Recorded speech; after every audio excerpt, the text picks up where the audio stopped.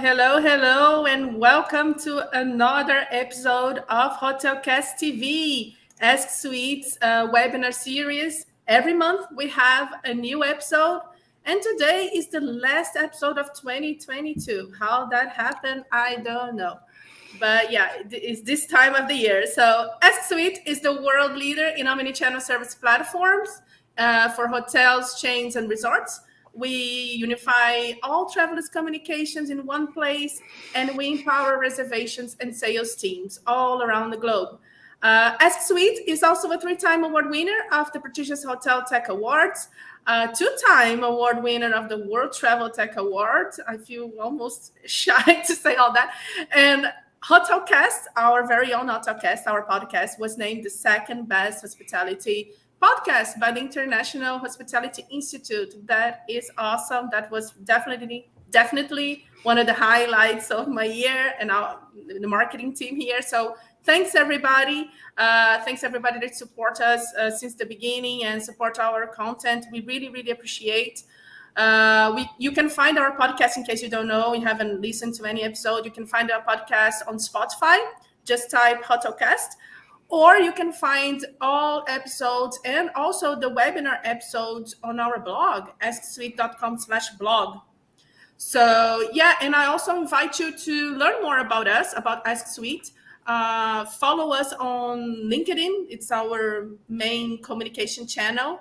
If you follow us there, you will know about our upcoming webinars, podcasts, events, and hopefully good content about hospitality industry. And if you don't think it's not good content, I'm the one to blame. You can always talk to me directly. I'm open for feedbacks. Okay, so like I said, 2023 is just around the corner. Today is the last episode of this year. Next year we'll be back. So we will talk about all the lessons we learned in hospitality in 2022. It's time to look back and see what was good, what was not, and how can we help each other, right? So you can already see on the screen that I have this amazing panel ready to share their best insights. So you that are watching us, if you run a hospitality business, you can thrive in 2023. They will also share the mistakes, which is always a good point, because I'm a firm believer that you learn from our mistakes, but it's also good to learn from other mistakes. So maybe you avoid making them and avoid maybe I don't know, losing money. So yeah, so they will share mistakes and share best practice and anything they want to share that happened in 2022. So I'm sure this will be a great episode. I see that people are starting to join us. So hello, everybody, and welcome again. For those who don't know me yet, my name is Paula. I'm the content coordinator at Ask Suite, a former hotelier and the host of this live show. It's always a pleasure to be here. Please let us know where you're watching this, and write in the comments, write in the chat your comments or questions to our guests. We love to interact with you. I can see Anna is saying hello, Anna. Murilo works with us too. Hi, Murilo. So yeah, let's start the introduction here. As you can see, the three guests are ready to start sharing and talking and chatting. So let me just say hello to them real quickly and let them introduce themselves to you, the audience. So I'm gonna start with Amy Brentford, UK Sales Manager at Guest Review. Amy is no stranger to the show. She participated in the first episode of the year, actually, and you were also part of another episode, I think last year, if I'm not mistaken, Amy. So hello and welcome back. Thanks for having me. And, I hope everybody's looking forward to Christmas. So I'm UK and Regional Sales Manager for Guest Review. Now, Guest Review, if you haven't heard about us, is an online reputation management solution and guest feedback system. So what that allows you to do is it allows you to consolidate all your online reviews and all your direct feedback through surveys in one place, just to make it quicker, easier, and allow you to make the right operational changes in regards to budgeting. Nice, short and sweet, right? I actually got through it and could use my tongue this time. So we're off to a good start today, Paula. Yeah, I have a feeling like the song. I have a feeling that tonight's gonna be a good night. So thank you, Amy. Next, I'm gonna say hello to Craig Carbonnier. I always butcher his name. I'm right. So sorry. Craig is Senior Director of Sales at Milestone. It's Craig's first time in our webinar series, but Craig was a guest on our podcast, the Hotelcast that I mentioned before, with the episode, The Guest Experience That Drives Revenue. And Craig, I haven't told you yet, was waiting for today to tell you that, that Spotify does that rap thing, like 2022 highlights on your podcast, blah, blah, So they let us know that your episode was actually the most popular one, the most listened from ours. Yeah, so awesome. Thank you. Congrats, Paula. Yeah, thank you for bringing high quality content all the time. So thanks for being here, Craig. And for those who don't know you yet, what can you tell us about yourself and Milestone? Thanks for the invite, Paula. So we'll just stick with Craig. I've worked in the hospitality industry for almost 20 years now. I'm based in Los Angeles, California. I work full-time for Milestone. We are a digital marketing software as well as services provider, doing work with hotels and hotel brands globally. I'll say in my spare time, as all of you know, I'm the proud father of 2 young daughters. And I also volunteer for a hospitality association, HSMAI. If you're ever in Los Angeles, please stop by and check out our chapter. Thank you again. I'm looking forward to today. Thanks, Craig, and welcome back to the show. And let me say hello to Fiona Gillen, VP of Marketing at Hotels Network. Fiona also is no stranger to the show, so it's really nice to have you back, Fiona. Fiona was in the episode Technology at Your Service earlier this year, which was great too. So hello, Fiona. It's so nice to have you here today. Thank you. Great to be back. As always looking forward to a good discussion. So I'm Fiona. I'm calling in today from Barcelona. That's where our headquarters are. But I'm Irish, and even though I left Ireland 30 years ago, believe me, I'm still 100% Irish and have green blood flowing through me. So I head up marketing at the Hotels Network. For those of you who don't know us, we are helping hotels all around the world. I think there's now over 16,000 of them, to boost their direct bookings and improve their direct booking channel. And we do that mainly by focusing on personalizing the user experience on the website, because we know that helps to drive conversion and additional revenue. And so, I'm marketer of more than 25 years, showing my age. And most of that in the hospitality industry, starting first on the OTA side of things, and then the past 10 years have been in the hotel tech side of things. So I love everything to do with hotel marketing, strategies, best practices, and so really looking forward to an interesting discussion today. Thanks, Fiona. I'm really excited about this chat that's gonna start now. The introductions are done, and just keep in mind that you can ask your question. Just write a type on the chat there, and we will be happy to address your questions the best way we can. This live session, it's divided in 2 big blocks. Let's say the first one, I will ask the guests what are the main mistakes made by hospitality professionals in 2022, and the second part will be more about the best practice that every hotelier or hospitality professional should know or should be aware of to have a successful 2023. So yeah, let's start with you, Greg. What can you tell us about what you saw during 2022 that were maybe not the best? Sure. So, I don't know if I would define these as mistakes as much as I'd see them as opportunities. I think, we heard the terminology used, new normal, right? I hated the word. But if we really try and dissect that and try and understand what that means, ultimately it's don't expect what we did in the past to kind of fuel our recovery or our future. So really there's two trends of opportunities that I see. One is leisure demand, right? That's obviously filled our hotels today. It's driven these record ADR and RevPAR. That's something we knew deep into the pandemic that, hey, a lot of our guests are going to be staying on vacation with families, right? There was less business to go around, business travel. So I guess the question that I'd have, and I'll touch on it in the strategies, is, how are you competing for that demand, right? Are you just sitting back and kind of letting the business come to you, or kind of, what strategies are you looking at to attract leisure demand to your property? The second thing is meetings and events, right? I just posted earlier this week about a study from Noland that talked about, versus 2019, we're actually seeing growth in that segment, right? I know for a lot of us, we may have had to furlough staff or kind of revisit how we handled that business. But really, are we maintaining those relationships? And what does that look like? Again, I'll talk about that more in the strategies, but those are two opportunities I see.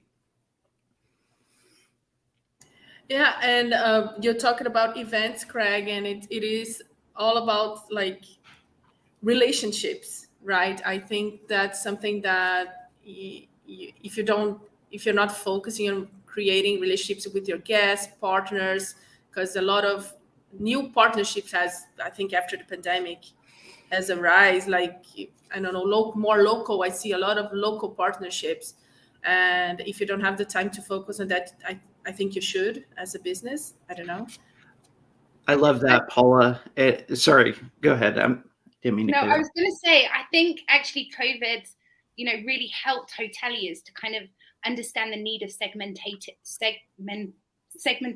of their data and getting the right messages out to the right guests, whether that be leisure or whether that be, business and events. I think hoteliers have really kind of come forward miles since COVID first hit from what they were doing previously to what they're doing now. Agree.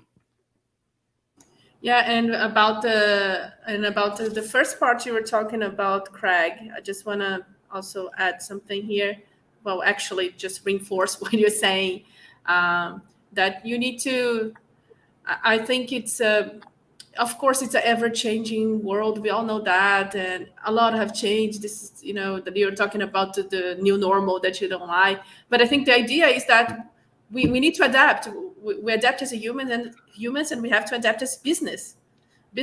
Like it is, your business is not a thing that you create once and you continuing doing whatever, whenever. I think it's a very important adaptation, and that requires understanding your market. I think hotels tend to just focus on them, in general, of course, and not understanding what is happening around them. I don't know. That's my 2 cents, I think you say in English.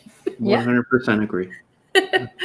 Let me just say hello to Carmino here. I ask people to say hello. So yeah, we need to say hello. Hi, Deborah is saying, Deborah was with us too. Hi, Paula, great panel. Yeah, indeed, Deborah, I'm very happy. And Fiona, let's go to you then. Okay, I think you said for the sort of like the one mistake, but I came up with 4.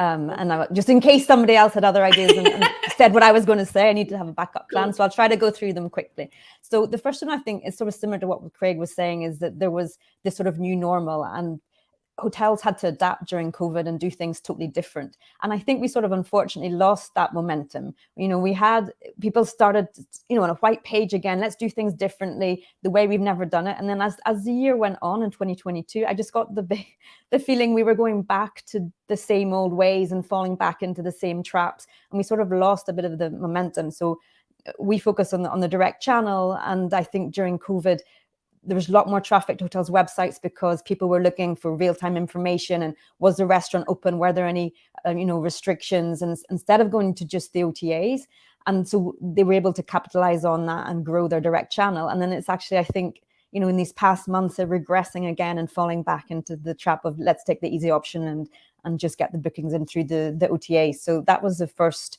sort of, I don't want to call it mistake or challenge that I saw. The other thing was investing in traffic rather than conversion, because I think during COVID, all the marketing budgets were frozen. And then suddenly, as Craig was saying, these fantastic high ADRs, bookings were coming back, a fabulous summer, marketing budgets up again. And the gut reaction was, okay, let's spend. Let's do campaigns on paid social, meta search, we've got marketing budget again. Yippee, let's have some fun. And actually forgot to maybe focus on conversion, where you can, without spending more on your campaigns, you can optimize the conversion on your websites. You're actually driving more revenue, but without increasing your budget, so that you're improving the ROI. So that was the other thing. And I don't know, have I got time to do two more? The third one I thought was yes, go please. Okay, no need to rush. We have time. Okay, Black Friday campaigns. It's something that we've always encouraged our hotels to do, and we saw it this time again. I mean, Black Friday, people used to think, I think traditionally it's about special offers on TVs and electronic goods and things like this, but nowadays people expect Black Friday deals everywhere. And we actually had over 1,000 of our hotels who ran Black Friday campaigns in the weeks coming up to Black Friday, and we analyzed the results of those campaigns, the hotels who ran the campaigns against the control group of the hotels that didn't, and sort of compared performance to a similar week a month previously, and then used the control to sort of take out any seasonality. And what we saw is hotels that weren't running the campaigns, their conversion rate only increased by 18%, so due to seasonality from the October to November, but those with the campaigns, their conversion rate increased by 61%. So they saw a huge increase in their conversion rate. And I think some hotels also are afraid to run Black Friday campaigns because they're thinking that it's going to hit their ADR, giving too many discounts or whatever. But what we saw as well when we analyzed it was that the average booking value online of those was 9% higher than those who didn't run the campaigns, because we tried to be clever with the campaigns. So it was, you only gave the discount if it was a minimum 4-night stay, or you gave it for your specific dates when you had low occupancy and you were trying to fill up your rooms, or you gave it only on your superior room categories or your suite sort of. So there's, rather than giving a blanket discount, you can be quite clever around it, so that it didn't bring down their average booking value or anything. So I think there was a huge opportunity missed there for hotels if they didn't run the campaigns. And then the last one's a quick one. I think there's been a huge issue of staffing shortages in our industry, and not just in housekeeping and things like this, also in revenue management, in marketing and the other areas. And I think people, when we spoke to hoteliers, say, oh, we're too short staffed, we don't have time to try anything new.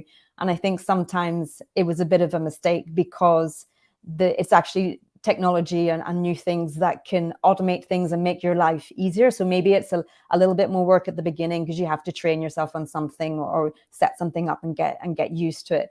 But with the more, if the fact that they are short staffed is actually when they do need more help from technology, because of things that can be automated and run more smoothly.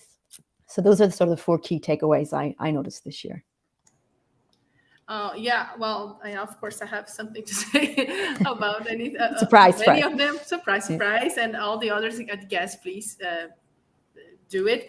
I'm gonna start with the campaigns that you mentioned at the end, like the breakfast. I love the stats that you bring, Fiona. I'm a big fan of the Hotels Network because you do a lot of surveys, or not surveys, the name, like statistics, reports, and reports. Thank you. Yeah, that was the word. We love data. We analyze a lot of data. And it really helps. So, but anyway, so I think it's very interesting that you what you said goes really against what hotels believe, that campaigns means losing money in a way that the room have to be cheaper. So I love that you bring that they were actually a little bit higher prices, and there are other ways of making them attractive and converting, right?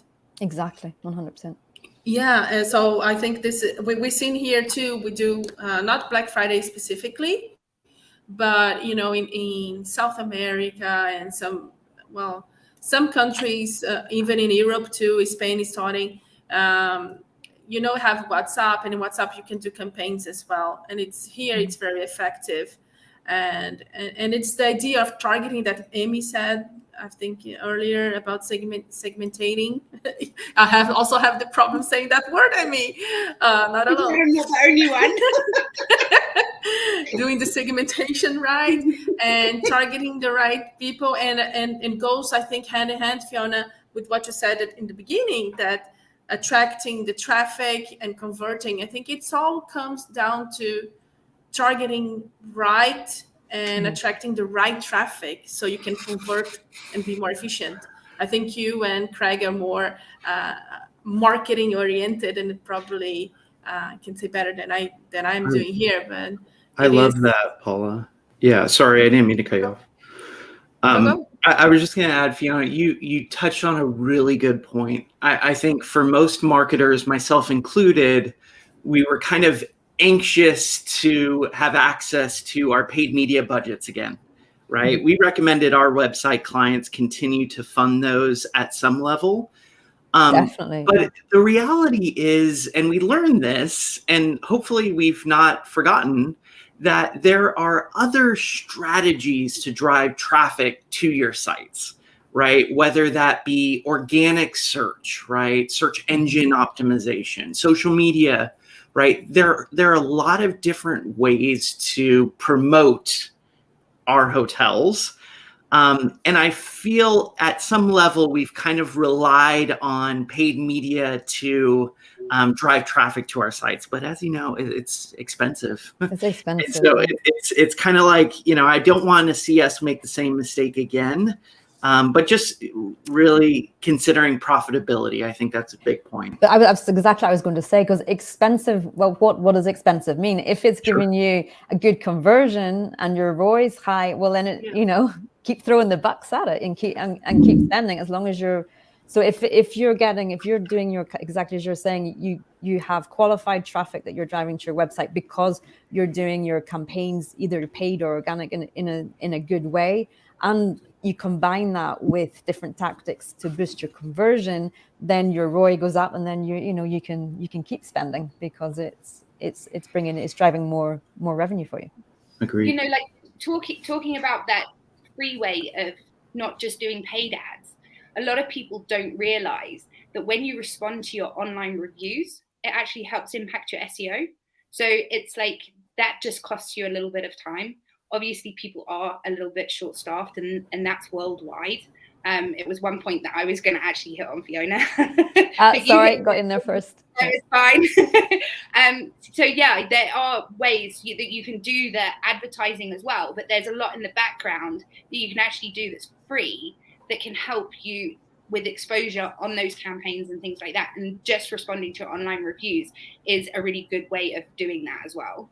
And responding to online reviews, as you said, it can help from an SEO point of view to drive traffic. I also think it helps in conversions, because whenever people read those responses, there can always be an issue at a hotel. But the fact that the hotel took the time to respond, to apologize, or to thank somebody for, it just shows that you care and whatever. So I do think it's valuable as well in terms of and I mean, from a website point of view, which you'll be able to say yay or nay, actually having reviews displayed on your website helps 100%. them with staying 100%. On your website. You don't want them falling off to going and looking at your OTAs. It's all about the customer journey.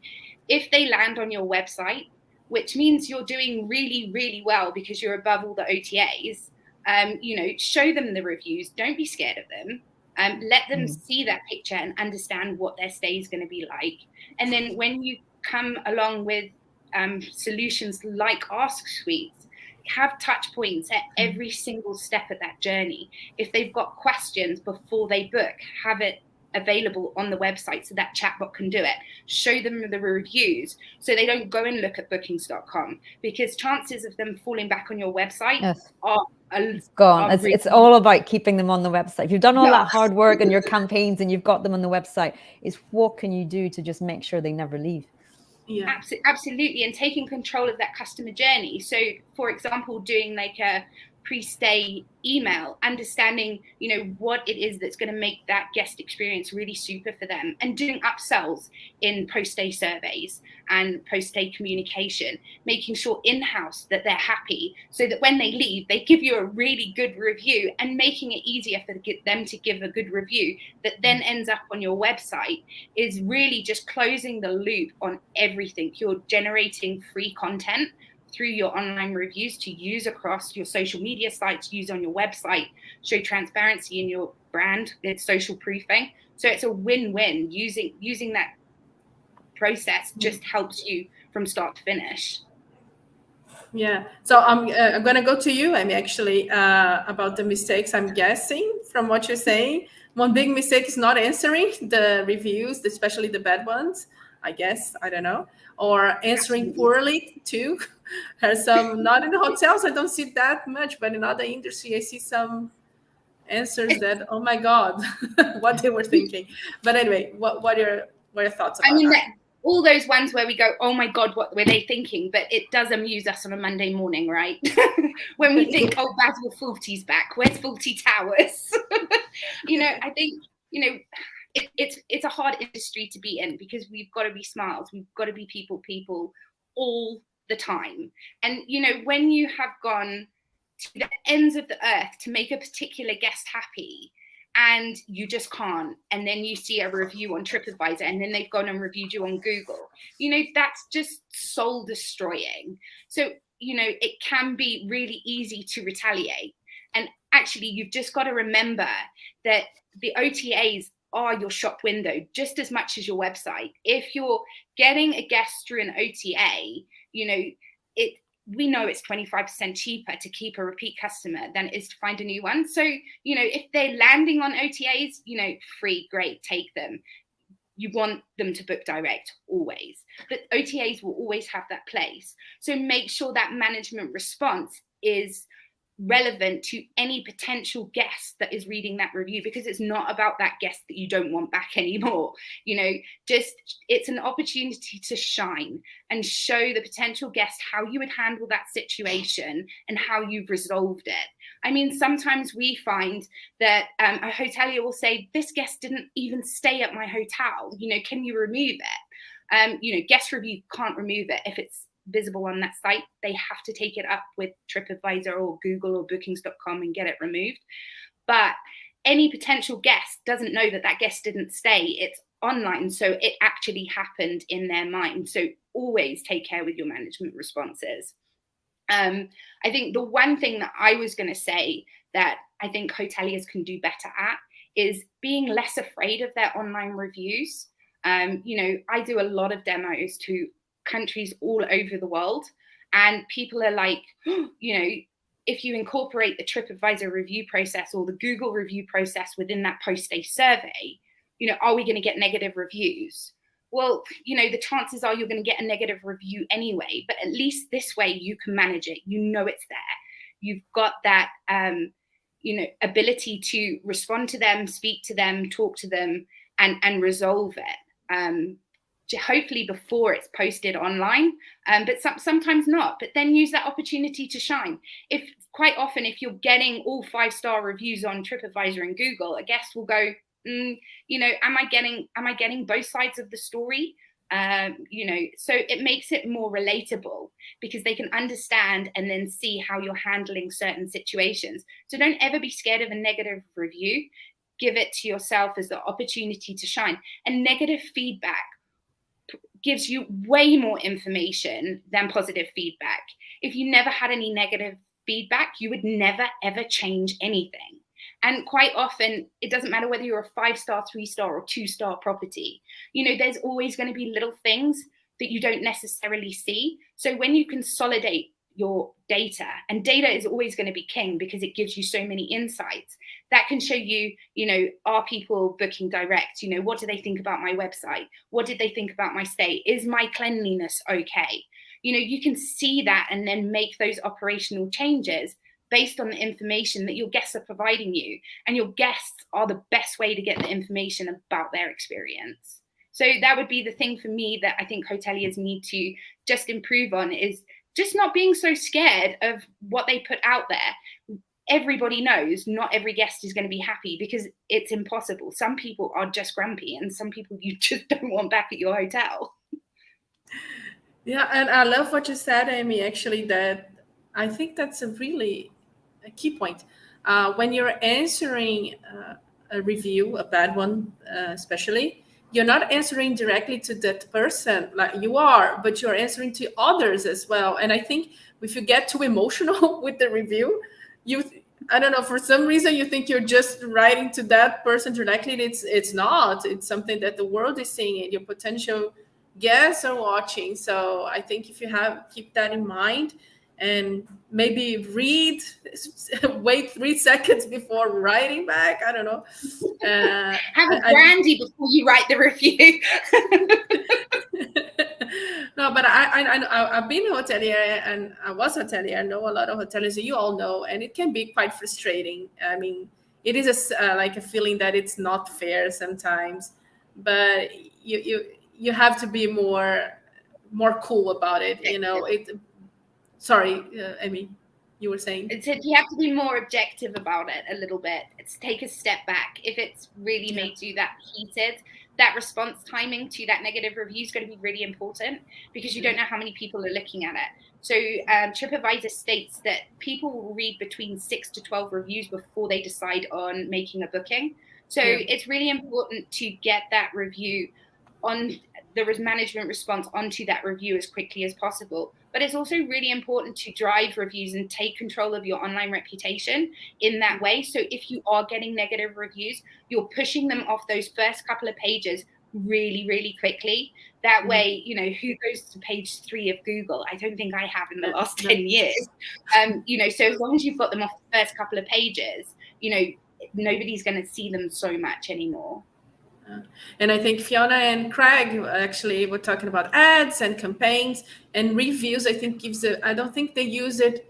Hotels still don't use it as a source of what is actually working too, like what people are attracted to.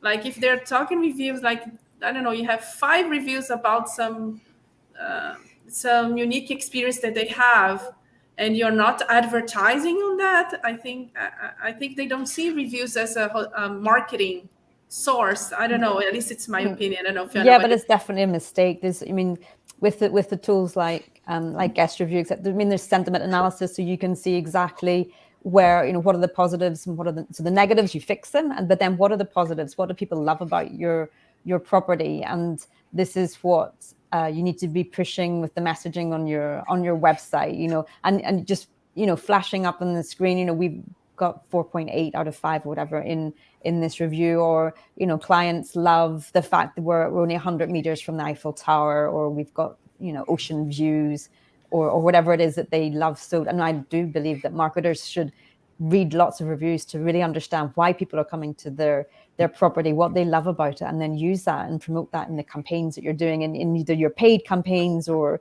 on your campaigns on your website. Mm-hmm. I think 15 years ago, when I was a front office manager responding to TripAdvisor reviews, I felt the same way, Amy. I'm like, oh gosh, I probably shouldn't send this now. I should wait until tomorrow, because I was getting a little worked up. But the reality is that's where your marketing insights are gained from, right? Your unique selling points. If your guests are telling you, hey, this is special about your property, well, hey, you know, that's a great opportunity that you should be leveraging, right? We oftentimes tell our clients that, you know, talk to your front desk, talk to your concierge, talk to your PBX, right? Because they're getting questions on a daily basis, right? If we're not highlighting those aspects of our hotel, well, we're missing out. So I absolutely agree. It's core to the strategy. I think people want to find the information a lot quicker than they did post-COVID, which is why the website is so important, because you've got a much more chance of somebody landing on your website now and booking than I think you did prior to COVID. And I think that's, you know, if you understand your guest profile and all of the questions that those particular guests might have or might come up, and you're answering those as quickly as possible, you're going to keep them, you're going to convert them. And everybody wants direct bookings. Yeah. I'm going to just read here Dylan's comment. Dylan is an amazing hotel manager, by the way, and he's just really great supporter as well of the show. And he's saying, I love how Amy understands. Let me put it on the screen here. Oh, but then I can read it. Ooh, sorry. I love how Amy understands that in a week in which I get 12 perfect reviews, then 1 negative, I feel pretty saddened by the 1 negative, but I still will reply in a diplomatic outreach approach. Yet the negative tends to have more impact, right? I think psychological speaking. It's normal, I think. Yeah. Yeah. I think that's why it's really important to highlight the good reviews that you're getting. We know that there's staffing issues. Fiona's touched on it. It was something that I was actually going to raise as an issue. Use your feedback, guys. You can tell, Tracy in reception that she's done an amazing job and she's been mentioned 5 times on TripAdvisor. Here's a bottle of wine, to go and enjoy on your Friday night off. Make sure you're incentivizing your staff and keeping them happy. They will keep your guests happy as well. And I think that's really important. It's not always just about the guests. It's about your staff as well. So it can be kind of like a really fine balancing line and making sure that not only is your guest happy, but your team is as well, because your team will keep your guests happy and they'll go above and beyond. So using feedback and highlighting which members are doing really well can help you do promotions in-house, make sure that everybody is getting seen that they should be. Okay, it can slightly be difficult to get housekeeping seen because they're not being seen by guests, but if they're getting really good scores and they're scoring higher than any other department, then give them a shout out, buy them a donut. If that's what's going to keep them happy, do what you can, because they are the ones that are helping you generate those good reviews and giving that guest experience. And if there's an industry that you really should take care of any industry, but hospitality, if the employee is not happy, I mean, we deal with human beings all the time. Like if you have a front desk agent, for example, that it's not happy, it's impossible to say hello and welcome. It's not going to work. It's just not going to work. Yeah. It's like they all have that resting bitch face, right? You just look at them and you go, I really don't want to walk up to that front desk right now. Where's online check-in? Yeah, exactly. But since we are already heading the end actually of the show, and let's talk the positive or getting ready for 2023. We already talk a lot of things here. I know it's all mixed. Mistakes and best practice, but let's just make a recap and maybe bring more great insights here to the audience. I'm going to start with you, Amy. What should every hotelier, hospitality professional know or be aware of now that 2023 is about to start? So for me, it should be using your reviews to increase your direct bookings, understanding your guest experience and the touch points that you can communicate with those guests. It's about converting them into direct bookers the next time round. So a lot of people are scared of GDPR and sending out surveys and all of that sort of thing. Surveys are typically seen as a legitimate business reason. So you can, after they've completed a survey, saying, thanks so much, here's 5% when you book direct, and put in your website link into that thank you email. That then pushes them straight onto the website, which is great. So make sure you're closing the loop and make sure you're keeping your team happy. Communicate with them just as much as you communicate with your guests. And I'm keeping it short because I've done lots of talking. So over to whoever. No, you're welcome to jump in anytime. After Fiona, what are your thoughts about how to best prepare? Yeah, well, I mean, 2023, I would say the opportunity is to focus on the direct channel and give more focus to it. I saw stats; it was showing like of your distribution mix and the channel mix, and the only channels that are growing in the past year is the direct channel. And also the OTAs are growing as well. So things like, telephone sales, traditional travel agents, etc. That's all going down, and it's the OTAs and the direct booking channel that's growing. So there's huge potential there. And I think most hotels aren't unfortunately able to do without the OTA. So it's all about managing your relationship with them as much as possible, but giving focus to your direct channel. And I think one point to start with is benchmarking, because hotels they're used with maybe STR data or whatever, where they're comparing ADR and RevPAR and things like this, but they don't even think about or know that it's possible to benchmark how you're performing in your direct channel. So they maybe have the Google Analytics where they're seeing their website, what's my conversion rate, average booking value and things like this, but not realizing that you can actually also compare that and benchmark that to what's going on with your competitors and similar hotels to you in the same destinations and things like that. And there's about 30 different metrics specifically for your direct channel, because there's overall conversion rate, but there's also, what about your conversion rate from your homepage through to the booking engine or within the booking engine? Because it could be once you get the booking engine, you have a great conversion rate, but your problem is you're not driving it, you're bouncing out, your bounce rate's terrible on your homepage. So what can you do to drive them through, pull them through the booking funnel down into the booking engine? And then the second point I would say is not only using that data to sort of analyze where are my opportunities and drilling down. So it's not just think, okay, my overall conversion, because it could be your conversion is great for guests coming from Germany, but your problem's actually with the guests coming from France where you're not converting. So it's drilling down that. Or maybe you have a great conversion on desktop, but you've a really low conversion on your mobile device. So it's really drilling down on data. I love data, as you said. I mean, I believe so much in data, and I think it's using that data and to identify quick wins and opportunities, and then putting the campaigns in place, for driving the traffic and converting them to make sure it works. And for things like not missing out the opportunities of Black Friday, I think hotel marketers should have their campaigns basically planned for the whole year in advance, because in January, if somebody's already looking for a weekend stay over the Halloween dates, then you already need to have your Halloween packages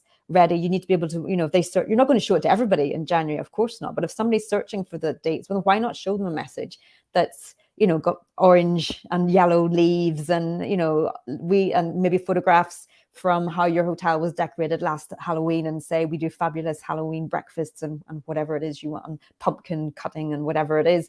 But I think it's not missing that opportunity and sort of waking up a week before the event and thinking that you need to do something, have that all planned in advance.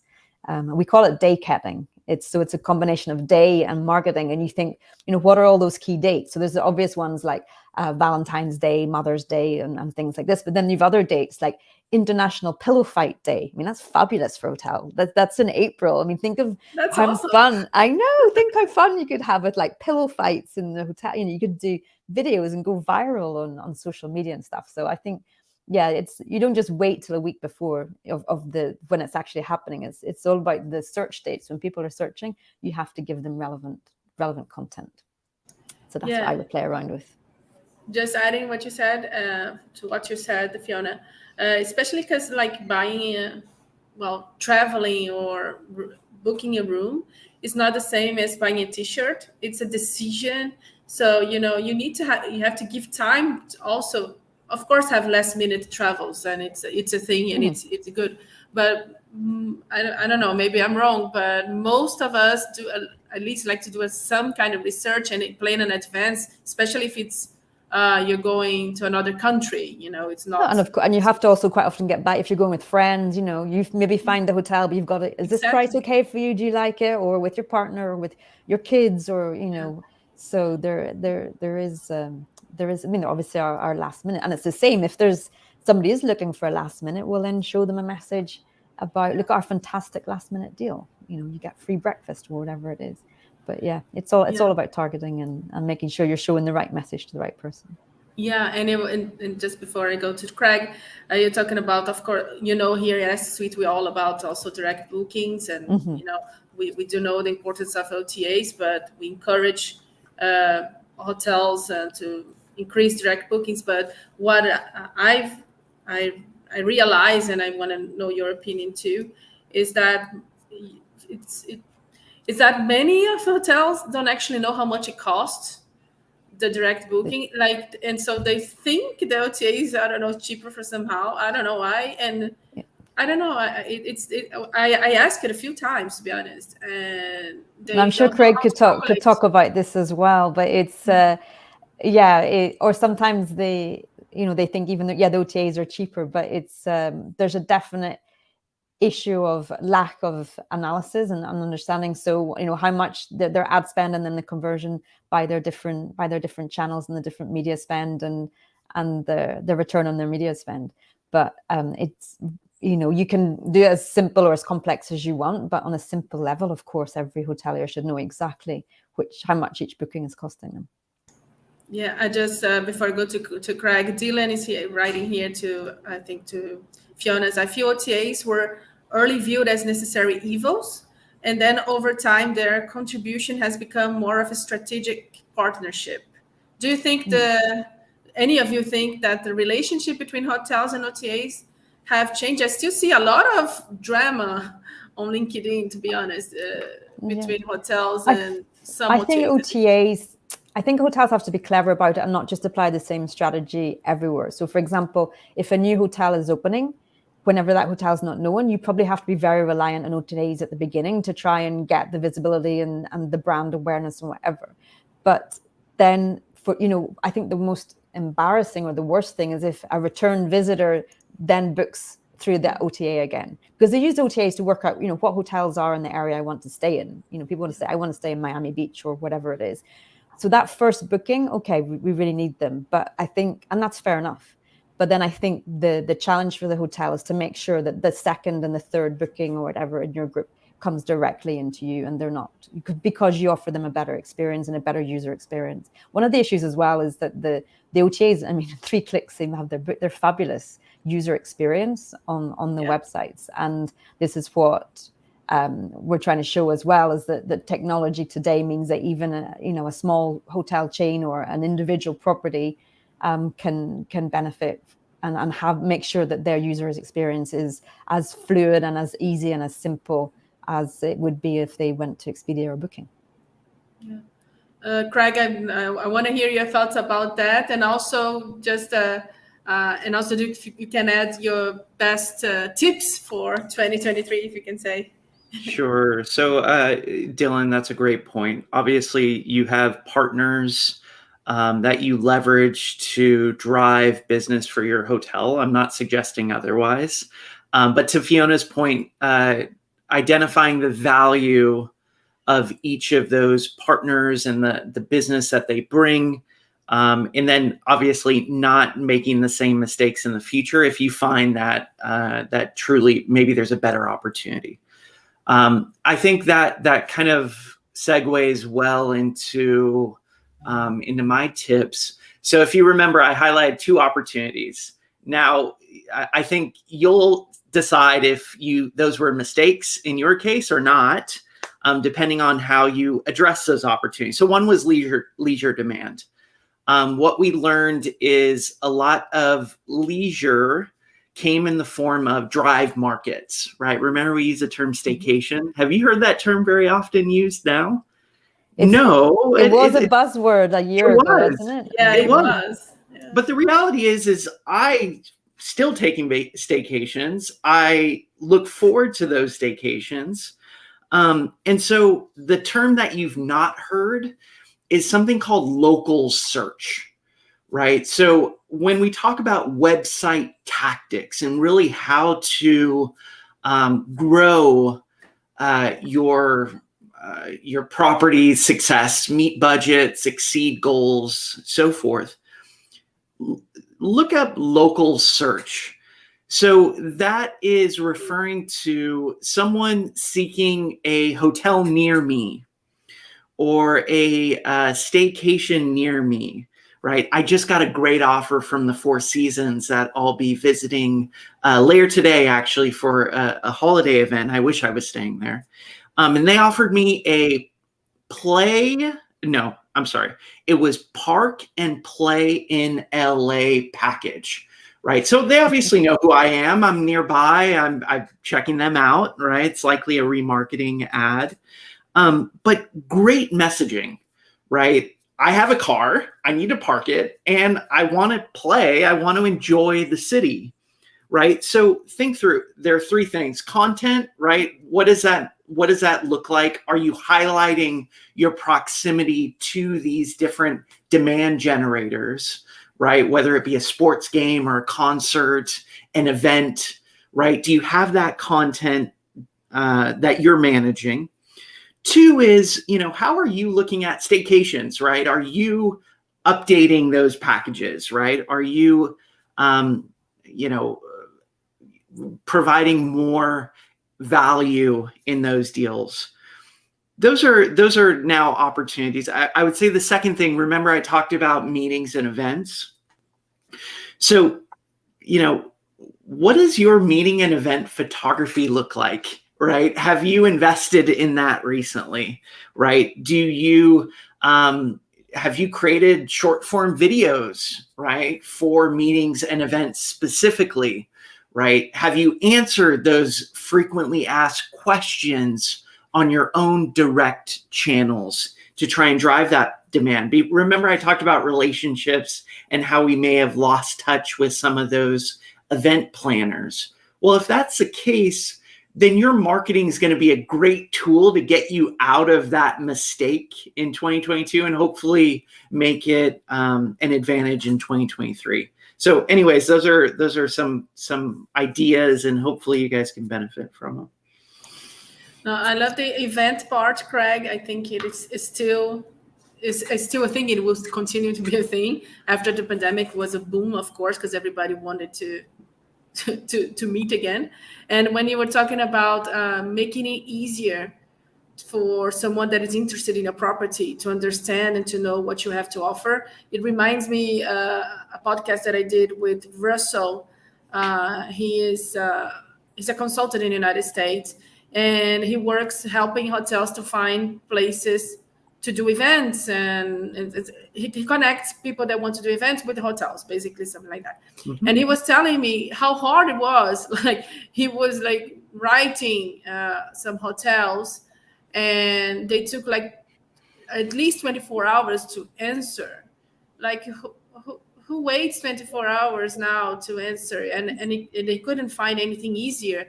And he was like, he was talking about specific situation. He was like, but they were lucky because we really want that hotel because they had a previous experience, blah, blah, blah. But this is not the way you should, for sure, do business, right? You have to make it easier. I think Fiona mentioned that too in bookings, and we're talking about sales, and I think it's all connected. We've seen as well that our hotels we work with were telling us as well, events have come back and it was a priority for them, and they asked us, can you help us in any way? And even though the majority of the traffic to your website is going to be your normal B2C end guest using, there are meeting planners who are coming onto your website, and we realized that we'd never really investigated that area. We were just optimizing the messaging. Oh, this person's looking for 2 adults and 2 kids. So let's show a message that talks about your, kids get breakfast for free, or we have a fabulous kids club or whatever. But we'd never looked into the area of meetings, meeting planning before. And then we realized we actually have to personalize the experience for them as well. And so, you have to show messages relevant to them. And do you know that, free Wi-Fi is included for everything, or, the electrical or the display, what's it called, the projector, if you book for more than 20 people, you get that. So you can also have special offers and everything that are communicated for the events planner. And what we helped them with as well was, instead of them having to send an email, we created forms where they can actually fill information. So what data you're interested in, what room, how many people, basic typical questions that you would be needed for an event, and then an open space, so that they could capture all that information and it would go in automatically into their CRM. So that is so they're not taking 24 hours to reply back. And so that it's all organized and automatically into their CRM systems to make it easier to coordinate and follow up on. But it's definitely a request that we got that we hadn't had before at all. So there seems to be a definite trend towards more meeting planners going to the website looking for information there, rather than maybe perhaps before they've lifted the phone. And Craig, you're talking about partnership, just to wrap it up here. Events, I don't know, correct me if I'm wrong, you or any of you. it's also like if you create a good relationship and create a good experience, it can be a recurrent revenue. I mean, there are companies that do like annually meetings, or if so, you can be like you have like a frequent guest. You can also have like frequent I don't know events, and I think I don't know. Of course, people now teams are shorter. We all understand that, but what I'm hearing at least is that there's still a lot to do in hotel sales regarding events and creating these relationships and making it easier, faster, and so on. Absolutely. Yeah, I would just add that, we talked about the channels and the different opportunities to generate more revenue, right? Oftentimes we don't look at, okay, we've attracted this event planner, we generated this many nights in group bookings, right? Let's give that credit to this channel, right? Doing that exercise and obviously revisiting it to try and replicate that in the future is a good thing. It goes back to the relationship. But anyways, that's a really good point. Thank you, Paula. Oh, thank you. I think we are unfortunately about to finish this. Dylan also wrote about your example, Craig, for you. I appreciate that Four Seasons also made a value of the reality that parking in major cities can be scarce and expensive. Smart offer marketing. Yeah, they understand really the pains, I guess.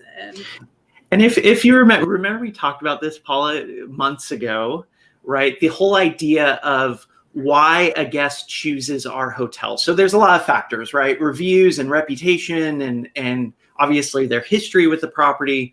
But the number one thing in every single study is location, right? But yet we put an image on our websites and we put a little pin saying, this is our hotel and this is our proximity to Disneyland, for example, right?